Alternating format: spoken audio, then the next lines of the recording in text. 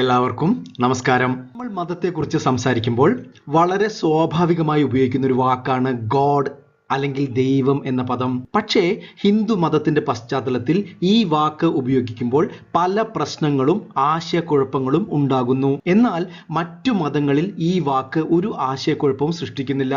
ഒരു ഹിന്ദു മതത്തിൽപ്പെട്ട ആളോട് നിങ്ങളുടെ ഗോഡ് അല്ലെങ്കിൽ ദൈവം ആരാണ് എന്ന് ചോദിച്ചാൽ എന്തായിരിക്കും ഉത്തരം? ശിവൻ, വിഷ്ണു, ഗണപതി, ദേവി അല്ലെങ്കിൽ ഈശ്വരൻ, അതുമല്ലെങ്കിൽ ഏറ്റവും ഉയർന്ന തത്വമായ ബ്രഹ്മം. ഇവയെല്ലാം ഇംഗ്ലീഷ് ഭാഷയിലെ വാക്കായ ഗോഡ് എന്ന വാക്കുകൊണ്ട് പരിഭാഷപ്പെടുത്തുമ്പോൾ നമ്മുടെ പല വ്യത്യാസങ്ങൾ ഈ പുതിയ തലമുറയിലെ ആളുകൾക്ക് നഷ്ടപ്പെടുന്നുണ്ട്. പ്രിയമുള്ളവരെ, ഇന്നത്തെ ഈ വീഡിയോയിൽ ഗോഡ് എന്ന പൊതുവായ വാക്ക് ഉണ്ടാക്കുന്ന ആശയക്കുഴപ്പത്തെക്കുറിച്ചും നമ്മുടെ യഥാർത്ഥ ദൈവസങ്കല്പം എന്താണ് എന്നതിനെക്കുറിച്ചും മറ്റ് മതങ്ങളിൽ നിന്ന് അത് എങ്ങനെ വ്യത്യാസപ്പെട്ടിരിക്കുന്നതിനെക്കുറിച്ചും ചർച്ച ചെയ്യാം. വേദാന്തത്തിന്റെ ദൈവസങ്കല്പം എന്ന വീഡിയോ പരമ്പരയിലേക്ക് സ്വാഗതം. സനാതനധർമ്മത്തിന്റെ ദൈവസങ്കല്പം വളരെ സങ്കീർണമാണ്. ദേവതകൾ, ഈശ്വരൻ, ബ്രഹ്മം എന്നീ 3 തലങ്ങളിൽ വ്യാപിച്ചു കിടക്കുന്നു. ഇവ തമ്മിലുള്ള ആശയക്കുഴപ്പങ്ങൾ തീർക്കുക എന്നതാണ് ഈ പരമ്പരയുടെ ലക്ഷ്യം. പഴയ വീഡിയോകൾ കണ്ടിട്ടില്ലെങ്കിൽ ദയവായി കാണണമെന്ന് അഭ്യർത്ഥിക്കുന്നു. ഗോഡ്, ദൈവം എന്ന പൊതുവാക്ക് ഹിന്ദു മതത്തിന്റെ ഉള്ളിലും പുറത്തും സൃഷ്ടിക്കുന്ന ആശയക്കുഴപ്പങ്ങളെക്കുറിച്ച് ഇന്ന് നമുക്ക് ചർച്ച ചെയ്യാം.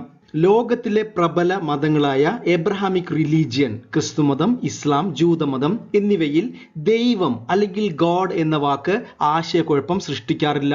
കാരണം അവരെ സംബന്ധിച്ചിടത്തോളം ഏക ദൈവമാണ്. എന്നാൽ ഹിന്ദു മതത്തിന്റെ കാര്യത്തിൽ ദൈവസങ്കല്പം എന്നത് പല തട്ടുകളിലായി വ്യാപിച്ചു കിടക്കുന്നു. ദേവതകൾ, ഈശ്വരൻ, ബ്രഹ്മം എന്നിവ പരസ്പരം മാറ്റിവെക്കാവുന്ന പദങ്ങളല്ല. മാത്രവുമല്ല, ഒരു പദം ഉപയോഗിച്ച് ഇവയെ എല്ലാത്തിനെയും സൂചിപ്പിക്കാനും കഴിയില്ല. ഓരോ തലത്തിലുള്ള ദൈവസങ്കല്പത്തിനും വളരെ വ്യത്യസ്തമായ നിർവചനം ഉണ്ട്. ഈശ്വരനെ ഗുണങ്ങളോട് കൂടിയ അഭിന്ന നിമിത്ത ഉപാദാന കാരണം എന്ന് നിർവചിക്കുമ്പോൾ ബ്രഹ്മത്തെ വാക്കുകൾക്കും ഗുണങ്ങൾക്കും അതീതമായ സത്ത്, ചിത്ത്, ആനന്ദ എന്ന് നിർവചിക്കുന്നു. നമ്മൾ ചരിത്രം പരിശോധിച്ചാൽ ബ്രിട്ടീഷുകാർ ഇന്ത്യ കീഴടക്കിയപ്പോൾ അവർ ഇംഗ്ലീഷ് ഭാഷ ഇന്ത്യയിലുടനീളം വളരെ ശക്തമായി പ്രചരിപ്പിച്ചു. മതപരമായ ആശയങ്ങളെ ഇംഗ്ലീഷിലേക്ക് വിവർത്തനം ചെയ്തപ്പോൾ ഭാരതത്തിൽ നിലനിന്നിരുന്ന ദേവൻ, ദേവി, ഈശ്വരൻ, ബ്രഹ്മം എന്നീ പദങ്ങൾ ഗോഡ്, ഡെയ്റ്റി, ലോർഡ് എന്നീ വാക്കുകൾ കൊണ്ട് തർജ്ജമ ചെയ്തു. ആശയവിനിമയം എളുപ്പമാക്കാൻ വേണ്ടി ഗോഡ് എന്ന വാക്കിനെ പ്രചരിപ്പിച്ചു. ഹിന്ദുമതത്തിലെ വ്യത്യസ്ത സംസ്കൃത പദങ്ങൾ ഗോഡ് എന്ന ഒരൊറ്റ പദത്തിലേക്ക് ചുരുങ്ങി. പ്രിയമുള്ളവരെ, ഇവിടെ ഗോഡ് എന്ന വാക്ക് തെറ്റാണ് എന്നല്ല പറയുന്നത്, മറിച്ച് ആ വാക്കിന്റെ പരിമിതിയാണ് നമ്മൾ സൂചിപ്പിക്കുന്നത്. വ്യത്യസ്തമായ സംസ്കൃത ആശയങ്ങളുടെ മുഴുവൻ തത്വചിന്താപരമായ അർത്ഥം ഉൾക്കൊള്ളാൻ ഗോഡ് എന്ന വാക്കിന് കഴിയില്ല. അപ്പോൾ ഗോഡ് അല്ലെങ്കിൽ ദൈവം എന്ന വാക്ക് ഹിന്ദു മതത്തിന്റെ ഉള്ളിൽ ആശയക്കുഴപ്പങ്ങൾ സൃഷ്ടിച്ചു. എന്നാൽ അതേ വാക്ക് ഹിന്ദു മതത്തിന് പുറത്തും വളരെയധികം ആശയക്കുഴപ്പം സൃഷ്ടിച്ചിട്ടുണ്ട്. മറ്റു മതങ്ങളിൽപ്പെട്ടവർ ഹിന്ദു മതത്തെക്കുറിച്ച് ചിന്തിക്കുമ്പോൾ ആദ്യം പറയുന്ന ഒരു വാക്ക് ഹിന്ദുസ് വർഷിപ്പ് മെനി ഗോഡ്സ്. ഹിന്ദുക്കൾ ഒരുപാട് ദൈവങ്ങളെ ആരാധിക്കുന്നവരാണ്. അടുത്ത ഒരു കൺഫ്യൂഷൻ ഈ വാക്ക് സൃഷ്ടിച്ചത് Hindus believe in many separate gods. ഹിന്ദുക്കൾ വ്യത്യസ്തമായ പല ദൈവങ്ങളിലും വിശ്വസിക്കുന്നു. ഈ തെറ്റിദ്ധാരണ ലോകം മുഴുവനും നിലനിൽക്കുന്നുണ്ട്. ഈ തെറ്റിദ്ധാരണ കേൾക്കുന്ന ഒരു പുതുതലമുറയിലെ ആളുപോലും ഹിന്ദു മതത്തിലെ ആളുകൾ ബഹുദൈവ ആരാധന സമ്പ്രദായം പാലിക്കുന്നവരാണ് എന്ന് ചിന്തിക്കുന്നു. എന്നാൽ യാഥാർത്ഥ്യം അതല്ല. അപ്പോൾ എന്താണ് ഹിന്ദു മതത്തിന്റെ സത്യം? നമുക്ക് നോക്കാം. എന്താണ് ഹിന്ദു മതത്തിന്റെ യാഥാർത്ഥ്യം? പ്രിയമുള്ളവരെ, നമ്മൾ പ്രധാനപ്പെട്ട 2 തെറ്റിദ്ധാരണകൾ മനസ്സിലാക്കി. ഹിന്ദുക്കൾ പല ദൈവങ്ങളെ ആരാധിക്കുന്നു. ഹിന്ദുക്കൾ വ്യത്യസ്തമായ ദൈവങ്ങളിൽ വിശ്വസിക്കുന്നു. എന്നാൽ യാഥാർത്ഥ്യം എന്നത് ഹിന്ദുക്കൾ ഒരു യാഥാർത്ഥ്യത്തെ പല രൂപത്തിൽ ആരാധിക്കുന്നു. ഹിന്ദുക്കൾ ഒരു യാഥാർത്ഥ്യത്തെ പല രീതിയിൽ ആരാധിക്കുന്നു. ഹിന്ദുക്കൾ ഒരു യാഥാർത്ഥ്യത്തെ പല പേരിൽ ആരാധിക്കുന്നു. ആ ഒരു യാഥാർത്ഥ്യത്തിൽ എത്തിച്ചേരാൻ ഹിന്ദുക്കൾ പല വഴികളിലൂടെ സഞ്ചരിക്കുന്നു. സത്യത്തിൽ നിങ്ങൾക്ക് ഇഷ്ടമുള്ള പോലെ ദൈവത്തിനെ ആരാധിക്കാനുള്ള സ്വാതന്ത്ര്യം ഹിന്ദുമതം നൽകുന്നുണ്ട്. Worship the God way you want, freedom of worship. ലോകത്തിലെ ഒരു മതത്തിനും ഇത്രയും ആരാധനാ സ്വാതന്ത്ര്യം നൽകാൻ കഴിയില്ല. പ്രിയമുള്ളവരെ, നിങ്ങൾ ഒരു നിമിഷം ലോജിക്കലായി ചിന്തിക്കൂ. ഓരോ മനുഷ്യന്റെയും അഭിരുചികൾ വ്യത്യസ്തമാണ്. ജീവിതത്തിലെ ഏത് കാര്യത്തിലും നമ്മൾ അഭിരുചികൾ പ്രകടിപ്പിക്കുന്നു. ഭക്ഷണത്തിന്റെ കാര്യം എടുത്തു നോക്കൂ. ഓരോ മനുഷ്യനും ഓരോ തരം ഭക്ഷണമാണ് ഇഷ്ടമാവുന്നത്. ഇനി വസ്ത്രം, ഓരോ മനുഷ്യനും അവന്റെ അഭിരുചികൾക്കനുസരിച്ച് വസ്ത്രങ്ങൾ തിരഞ്ഞെടുക്കുന്നു. അതുപോലെ ജീവിതത്തിന്റെ ഏത് വശം, വിനോദങ്ങൾ എടുത്തു നോക്കൂ, സ്പോർട്സ് എടുത്തു നോക്കൂ, അല്ലെങ്കിൽ ഹോബീസ് എടുത്തു നോക്കൂ, നിങ്ങൾ ഏത് മനുഷ്യ ജീവിതത്തിന്റെ വശങ്ങൾ എടുത്തു നോക്കിയാലും വ്യത്യസ്ത അഭിരുചികൾ ഉള്ളവരാണെന്ന് മനസ്സിലാകും. സനാതന ധർമ്മം ചോദിക്കുന്നത് എന്തുകൊണ്ട് ദൈവ ആരാധനയിലും ഈ വ്യത്യസ്ത അഭിരുചികൾ പ്രകടിപ്പിച്ചുകൂടാ? ഹിന്ദുമത സങ്കല്പം മനുഷ്യന്റെ അഭിരുചികൾക്കനുസരിച്ച് ദൈവത്തിനെ ആരാധിക്കാൻ പ്രോത്സാഹിപ്പിക്കുന്നതാണ്. അതുകൊണ്ടാണ് ഇത്രയും വൈവിധ്യം ഉള്ളത്. എന്നാൽ ലോകത്തെ ഒരു മതവും ആരാധനാ സ്വാതന്ത്ര്യം നൽകുന്നില്ല. അവരുടെ മതത്തിന് ചട്ടക്കൂടുകൾ പറയുന്നത് പോലെ മാത്രമേ അവർക്ക് അവരുടെ ദൈവത്തെ ആരാധിക്കാൻ കഴിയുകയുള്ളൂ. ഇനി നമുക്ക് ഉപനിഷത്തുക്കൾ ഇതിനെക്കുറിച്ച് എന്താണ് പറയുന്നത് എന്ന് നോക്കാം. ഋഗ്വേദത്തിൽ പറയുന്ന ഒരു വാക്കുണ്ട്, ഏകം സത് വിപ്ര ബഹുധാ വദന്തി. സത് ഏകം, സത്യം, ദൈവം ഒന്നേ ഉള്ളൂ. ബഹുധാ വദന്തി, അതിനെ പല രീതിയിൽ പറയുന്നു. ഒരു സത്യത്തെ പല രീതിയിൽ, പല പേരിൽ, പല രൂപത്തിൽ പറയുന്നു. ഇനി അടുത്തൊരു പ്രധാനപ്പെട്ട ശ്ലോകം നോക്കൂ. ആകാശം പതിതം തോയം യഥ ഗച്ഛതി സാഗരം സർവദേവ നമസ്കാര കേശവം പ്രതിഗച്ഛതി. ആകാശത്ത് നിന്ന് വീഴുന്ന മഴത്തുള്ളികൾ, പല സ്ഥലത്ത് വീഴുന്ന മഴത്തുള്ളികൾ പല പല ചാലുകളിലൂടെയും പുഴകളിലൂടെയും അൾട്ടിമേറ്റ് റിയാലിറ്റി സമുദ്രത്തിൽ എത്തുന്നത് പോലെ ഓരോ ദേവതകൾക്കും അർപ്പിക്കുന്ന നമസ്കാരവും പ്രാർത്ഥനയും ഒരേ ഒരു ദൈവത്തിലേക്ക് എത്തിച്ചേരുന്നു. പ്രിയമുള്ളവരെ, അപ്പോൾ നമ്മൾ ഗോഡ് എന്ന വാക്ക് ഹിന്ദു മതത്തിന് അകത്തും പുറത്തും ഉണ്ടാക്കുന്ന ആശയക്കുഴപ്പങ്ങൾ, പ്രശ്നങ്ങൾ മനസ്സിലാക്കി. ഇനി നമ്മൾ എന്തുകൊണ്ട് ഗോഡ് എന്ന വാക്ക് ഹിന്ദു മതത്തിൽ മാത്രം പ്രശ്നങ്ങൾ സൃഷ്ടിക്കുകയും മറ്റു മതങ്ങളിൽ ആ വാക്ക് യോജിച്ചു പോവുകയും ചെയ്യുന്നു എന്ന് നോക്കാം. ഇവിടെ മറ്റു മതങ്ങൾ എന്നുകൊണ്ട് ഉദ്ദേശിക്കുന്നത് ലോകത്തിലെ എല്ലാ മതങ്ങളെയുമല്ല. ഭാരതത്തിലെ തന്നെ ബുദ്ധമതം, ജൈനമതം എന്നീ മതങ്ങൾക്ക് ദൈവസങ്കല്പം പോലുമില്ല. ഗോഡ്ലെസ് റിലീജിയൻസ് ആണ് അവ. ഇവിടെ പ്രധാനമായും ഉദ്ദേശിക്കുന്നത് എബ്രഹാമിക് റിലീജിയൻസ് ആണ്. ലോകത്തിലെ പ്രബലമായ മതങ്ങളെ കുറിച്ചാണ്. ഈ താരതമ്യം കേവലം പഠനത്തിന് വേണ്ടി മാത്രമാണ്. നമ്മുടെ ലക്ഷ്യം ആത്മജ്ഞാനമാണ്. ദൈവം, വിശ്വാസം, മതം ഇതൊന്നും നമ്മുടെ അജണ്ടയിലുള്ള കാര്യങ്ങളല്ല. എന്നാൽ ആത്മജ്ഞാനത്തിന് തയ്യാറെടുക്കുന്ന ഒരു വ്യക്തിക്ക് ഈശ്വര സങ്കല്പത്തെക്കുറിച്ച് വ്യക്തമായ ധാരണ ഉണ്ടായിരിക്കണം. അതിനുവേണ്ടി മാത്രമാണ് ഈ പഠനം. അപ്പോൾ നമുക്ക് ആദ്യത്തെ വ്യത്യാസം മനസ്സിലാക്കാം.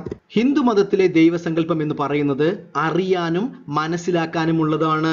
God is a matter of knowledge, God is a matter of understanding. എന്നാൽ മറ്റു മതങ്ങളിൽ ദൈവസങ്കല്പം വിശ്വസിക്കാനുള്ളതാണ്. God is a matter of belief. പ്രജ്ഞാനം ബ്രഹ്മ, അറിവാണ് ബ്രഹ്മം. ഒരു ഉദാഹരണം നോക്കൂ. ഹിന്ദു മതത്തിൽ ഈ ഒരു വിശ്വാസമില്ലാത്ത ഒരു അവിശ്വാസിക്കും ഒരു നിരീശ്വരവാദിക്കും വളരെ സുഗമമായി സഞ്ചരിക്കാം. എന്നാൽ മറ്റു മതങ്ങളിൽ ആ മതങ്ങൾ പറയുന്ന ദൈവത്തെ വിശ്വസിക്കാത്തവർക്ക് ആ മതത്തിൽ സ്ഥാനമുണ്ടായിരിക്കുകയില്ല. അതായത് മറ്റു മതങ്ങൾ വിശ്വാസി അവിശ്വാസി എന്ന രീതിയിൽ ഒരു വേർതിരിവ് ഏർപ്പെടുത്തുന്നുണ്ട്. എന്നാൽ ഹിന്ദു മതത്തിൽ വിശ്വാസി അവിശ്വാസി അങ്ങനെയില്ല. ദൈവത്തെ അറിയുന്നവർ, ദൈവത്തെ അറിയാത്തവർ, ദൈവവും സൃഷ്ടിയും തമ്മിലാണ്. ഹിന്ദു മതത്തിൽ സൃഷ്ടാവും സൃഷ്ടിയും ഒന്നാണ്, സെപ്പറേറ്റ് അല്ല.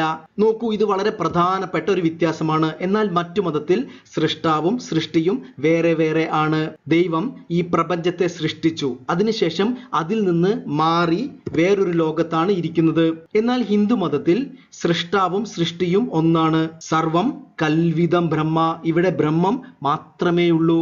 അടുത്ത ഒരു പ്രധാന വ്യത്യാസം നമ്മൾ മുൻപിലത്തെ വീഡിയോയിൽ ചർച്ച ചെയ്തതാണ്. അത് ദൈവവും സൃഷ്ടിയും, സൃഷ്ടി സംഭവിക്കുന്നതിനെ കുറിച്ചാണ്. ഇതും ഒരു പ്രധാന വ്യത്യാസമാണ്. ഈ പ്രപഞ്ചത്തെ എന്തിൽ നിന്ന് എങ്ങനെ സൃഷ്ടിച്ചു, അതായത് ഇതിന്റെ വസ്തു കാരണം എന്താണ്, ബുദ്ധി കാരണം എന്താണ്, ഈ രീതിയിലാണ് ഹിന്ദു ദൈവസങ്കല്പം സൃഷ്ടിയെ വിവരിക്കുന്നത്.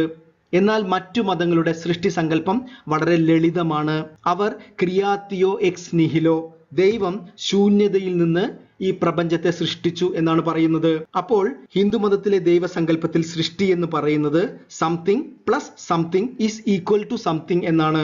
എന്നാൽ മറ്റു മതങ്ങളിൽ nothing plus nothing is equal to something എന്നാണ്.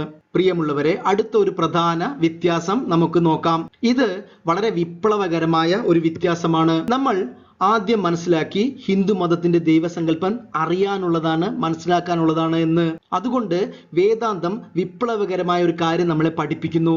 നിങ്ങളുടെ യാഥാർത്ഥ്യം, അതായത് ആത്മൻ, ഈശ്വരന്റെ യാഥാർത്ഥ്യം അതായത് ബ്രഹ്മം, ഇത് രണ്ടും ഒന്നാണ് എന്നാണ് പറയുന്നത്. മഹാവാക്യങ്ങൾ എല്ലാ വേദങ്ങളിലും ഇത് തന്നെ പറയുന്നു. അഹം ബ്രഹ്മാസ്മി, തത്വമസി, പ്രജ്ഞാനം ബ്രഹ്മ എന്നീ എല്ലാ മഹാവാക്യങ്ങളും ഇതിലേക്കാണ് വിരൽ ചൂണ്ടുന്നത്.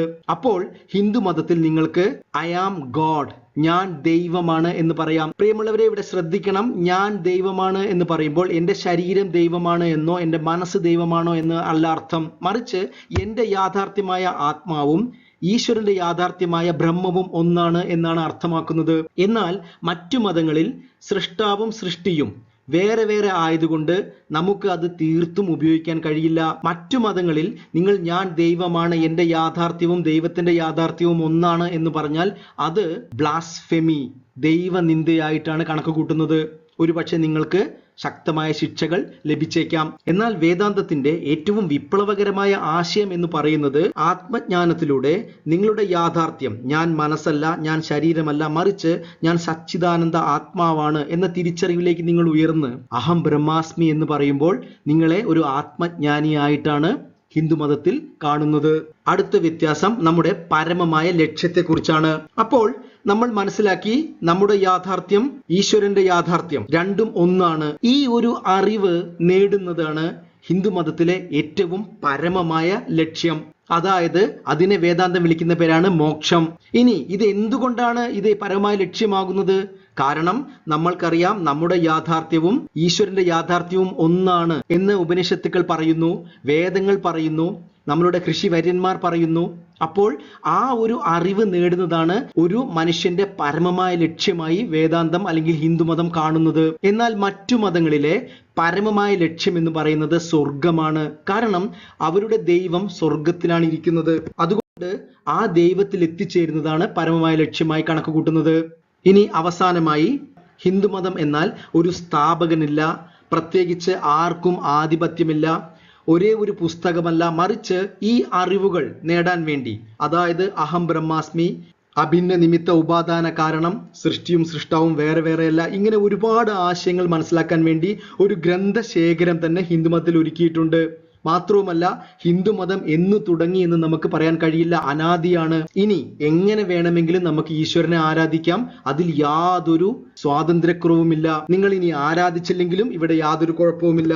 എന്നാൽ മറ്റു മതങ്ങളെ ശ്രദ്ധിച്ചു നോക്കൂ, അവർക്കൊരു സ്റ്റാർട്ടിംഗ് ഡേറ്റ് ഉണ്ടാകും. ഓരോ മതവും എന്ന് സ്റ്റാർട്ട് ചെയ്തു എന്ന് നമുക്കറിയാം. ഒരേ ഒരു ഫൗണ്ടർ, ഒരേ ഒരു സ്ഥാപകനാണ് ഉള്ളത്, ഒരു പുസ്തകമാണ് അവർക്കുള്ളത്. ഇനി അവർക്ക് ആരാധിക്കാൻ അവരുടേതായ ഒരു വഴി മാത്രമേ ഉള്ളൂ. ലോകത്ത് എവിടെയാണെങ്കിലും ആ മതവിശ്വാസി ആ മതം പറയുന്ന രീതിയിൽ മാത്രമേ ആരാധിക്കാൻ കഴിയുകയുള്ളൂ. മാത്രവുമല്ല ആരാധന സ്വാതന്ത്ര്യം കുറവാണ്. ഒരിക്കലും ഒരു വിശ്വാസിക്ക് ചോദ്യങ്ങൾ ചോദിക്കാനോ ആരാധനകൾ മാറ്റാനോ ഉള്ള സ്വാതന്ത്ര്യം ആ മതങ്ങളിലില്ല. എന്നാൽ ഹിന്ദു മതമാകട്ടെ ചോദ്യങ്ങൾ ചോദിക്കാൻ പ്രേരിപ്പിക്കുന്നു. നിങ്ങൾക്ക് ഒരു കാര്യത്തെക്കുറിച്ച് അറിയണമെന്നുണ്ടെങ്കിൽ നിങ്ങൾക്ക് ചോദ്യം ചോദിക്കാം. അതൊരിക്കലും ദൈവനിന്ദയായിട്ടോ മതനിന്ദയായിട്ടോ പറയുന്നില്ല, മറിച്ച് ഓരോ ഗ്രന്ഥങ്ങളും ഉപനിഷത്തുക്കൾ ചോദ്യോത്തരങ്ങളാണ്, ഭഗവത്ഗീത ചോദ്യോത്തരങ്ങളാണ്. ഏത് ഗ്രന്ഥങ്ങൾ നിങ്ങൾ എടുത്തു നോക്കിയാലും അത് ചോദ്യവും ഉത്തരവുമാണ്. എല്ലാ ഉപനിഷത്തുക്കളും ഗുരു ശിഷ്യൻ തമ്മിലുള്ള ചോദ്യ ഉത്തരങ്ങളിലൂടെയാണ് നമ്മളെ പഠിപ്പിക്കുന്നത്. പ്രിയമുള്ളവരെ, നമ്മൾ ഒരു താരതമ്യ പഠനത്തിലൂടെ ദൈവം, ദൈവസങ്കല്പം, സൃഷ്ടാവ്, സൃഷ്ടി, ജീവിത ലക്ഷ്യം, ആരാധനാ സമ്പ്രദായം എന്നിവയെക്കുറിച്ച് മനസ്സിലാക്കി. ഞാൻ വീണ്ടും വിനയപൂർവ്വം ഓർമ്മിപ്പിക്കട്ടെ, ഈ താരതമ്യ പഠനം ഒരു വിശ്വാസം ശരിയാണ്, ഒരു വിശ്വാസം തെറ്റാണ് എന്ന് സ്ഥാപിക്കാനല്ല. സനാതന ധർമ്മത്തിന്റെ അടിസ്ഥാനം തന്നെ സർവധർമ്മ സമഭാവം എന്നാണ്. എല്ലാ ധർമ്മങ്ങളെയും ഒരേ ഭാവത്തോടെ കാണാനാണ് സനാതന ധർമ്മം പറയുന്നത്. അതുകൊണ്ടാണ് സനാതന ധർമ്മത്തിൽ ചർവാക ദർശനം, എത്തീസം നിലനിൽക്കുന്നത്. ദൈവത്തെ നിന്ദിക്കുന്നവർക്ക് പോലും ബഹുമാനവും സ്ഥാനവും സനാതന ധർമ്മം നൽകുന്നു. അപ്പോൾ ഇവിടെ സനാതന ധർമ്മം മറ്റു മതങ്ങളിൽ നിന്ന് വ്യത്യസ്തമാകുന്ന 5 കാര്യങ്ങൾ കൂടി നമ്മൾക്ക് മനസ്സിലാക്കേണ്ടതുണ്ട്. ഈ 5 കാര്യങ്ങൾ ഒരു തരത്തിൽ നമുക്ക് കമ്പയർ ചെയ്യാൻ കഴിയാത്തതാണ്. അത് ഏതെല്ലാമാണെന്ന് നമുക്ക് നോക്കാം. സനാതന ധർമ്മം എന്ന് പറയുന്നത് ഒരു മതമല്ല, മറിച്ച് ഒരു ജീവിത രീതിയാണ്. അപ്പോൾ ഈ ജീവിത രീതിയിൽ വേറിട്ട് നിൽക്കുന്ന 5 കാര്യങ്ങൾ ഏതാണെന്ന് നോക്കാം. ആദ്യത്തേത് ഉപനിഷത്താണ്. നമുക്കറിയാം ഒരുപാട് മതഗ്രന്ഥങ്ങളും തത്വചിന്തനങ്ങളും എല്ലാ മതങ്ങളിലുമുണ്ട്, ഹിന്ദു മതത്തിലുമുണ്ട്. അവ തമ്മിൽ നമുക്ക് പരസ്പരം വേണമെങ്കിൽ താരതമ്യ പഠനവും നടത്താവുന്നതാണ്. എന്നാൽ ഹിന്ദു മതത്തിലെ ഉപനിഷത്തുക്കൾ അതായത് സനാതന ധർമ്മത്തിലെ ഉപനിഷത്തുക്കൾ നിങ്ങൾക്ക് ഒരിക്കലും താരതമ്യം ചെയ്യാൻ കഴിയില്ല. കാരണം അത് മറ്റ് മതഗ്രന്ഥങ്ങൾ പോലെയല്ല. അത് ആത്മജ്ഞാനത്തിന് വേണ്ടി മാത്രമുള്ളതാണ്. ഉപനിഷത്തുക്കൾ വെറും 4 ചോദ്യങ്ങളിലൂടെ നമ്മളെ ആത്മജ്ഞാനത്തിലേക്ക് എത്തിക്കുന്ന അത്ഭുതകരമായ ഗ്രന്ഥങ്ങളാണ്. മറ്റ് ഗ്രന്ഥങ്ങൾ ഭഗവത്ഗീത അല്ലെങ്കിൽ പുരാണങ്ങൾ, ഇതിഹാസങ്ങൾ, ഇതെല്ലാം നമുക്ക് മറ്റു മതങ്ങളിലെ ഗ്രന്ഥങ്ങളുമായി താരതമ്യം ചെയ്യാം. എന്നാൽ ഉപനിഷത്തുക്കൾ ഒരിക്കലും താരതമ്യം ചെയ്യാൻ കഴിയില്ല. അടുത്തത് ബ്രഹ്മം എന്ന ആശയം. നിങ്ങൾക്കറിയാം, ഹിന്ദു മതത്തിലെ ഈശ്വരനെ, അതായത് സൃഷ്ടി സ്ഥിതി ലയം ഈശ്വരനെ നമുക്ക് മറ്റു മതങ്ങളിലെ ഈശ്വരനുമായി താരതമ്യം ചെയ്യാം. ഒരുപാട് സാമ്യതകൾ നിങ്ങൾക്ക് കണ്ടെത്താൻ കഴിയും. ദേവതകളെ മറ്റു മതങ്ങളിലെ പലരുമായി താരതമ്യം ചെയ്യാം. ഒരുപാട് സാമ്യതകൾ നിങ്ങൾക്ക് കാണാൻ കഴിയും. എന്നാൽ ബ്രഹ്മം, ദ അൾട്ടിമേറ്റ് റിയാലിറ്റി, നമ്മൾക്ക് ഒരിക്കലും എവിടെയും താരതമ്യം ചെയ്യാൻ കഴിയില്ല. കാരണം അത് സനാതന ധർമ്മത്തിന്റെ മാത്രം അപൂർവതയാണ്. അടുത്തത് ആത്മ, അതായത് നമ്മുടെ യാഥാർത്ഥ്യം. നോക്കൂ, ഉപനിഷത്തുക്കൾ നമ്മുടെ യാഥാർത്ഥ്യത്തെ ആത്മൻ, സച്ചിത് ആനന്ദ ആത്മാവ് എന്നാണ് പറയുന്നത്. അതായത് നിങ്ങൾ എന്ന് പറയുന്നത് ശരീരമല്ല, മനസ്സല്ല, മറിച്ച് ഇത് രണ്ടിനെയും അറിയുന്ന ബോധം, ആ പ്രജ്ഞാനം എന്ന് പറയുന്നത്, അതാണ് നിങ്ങളുടെ യാഥാർത്ഥ്യം എന്ന് പറയുന്നു. അടുത്തത് മോക്ഷം എന്ന പരമമായ ലക്ഷ്യം. ഒരു മനുഷ്യജന്മത്തിന്റെ പരമമായ ലക്ഷ്യം എന്ന് പറയുന്നത് മോക്ഷമാണ്. അതായത് ഈ അറിവിലേക്ക് ഉയരുക. അതെന്താണ് നമുക്ക് തരുന്നത്? ആത്യന്തിക ദുഃഖ നിവൃത്തി, പരമാനന്ദ പ്രാപ്തി. നമ്മുടെ എല്ലാ ദുഃഖങ്ങളെയും നമുക്ക് ഇല്ലാതാക്കാൻ കഴിയുന്നു. പൂർണ്ണമായി ദുഃഖങ്ങളിൽ നിന്ന് മോചനം നേടാൻ കഴിയുമെന്ന് വേദാന്തം പറയുന്നു.